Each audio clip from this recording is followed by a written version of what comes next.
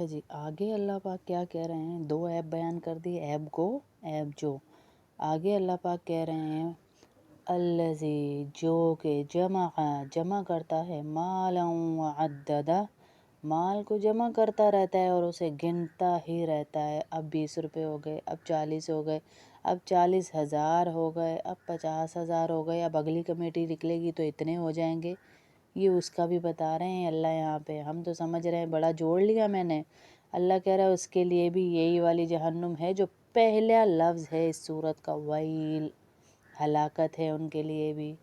یحسب ان مالہ اخلدہ، اور سمجھتا کیا ہے، گمان کیا کرتا ہے، یحسب گمان کرتا ہے، ان بے شک، مالہ اس کا مال، اخلدہ اس کو ہمیشہ ہمیشہ اس کے پاس ہی رہنا ہے۔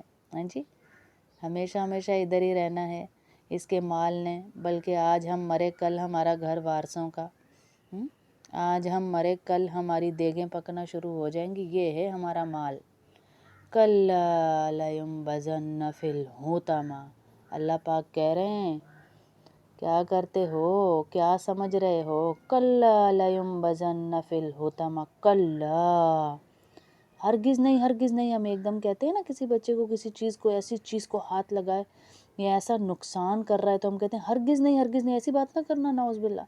اللہ کیا کہہ رہے ہیں، کَلَّا ہرگز نہیں، لَيُنبَذَنَّ فِي الْحُطَمَةِ، ان کا یہ مال ان لوگوں سمیت کس آگ میں پھینک دیا جائے گا، توڑ پھوڑ دینے والی آگ میں پھینک دوں گا، اللہ پاک کہہ رہے ہیں۔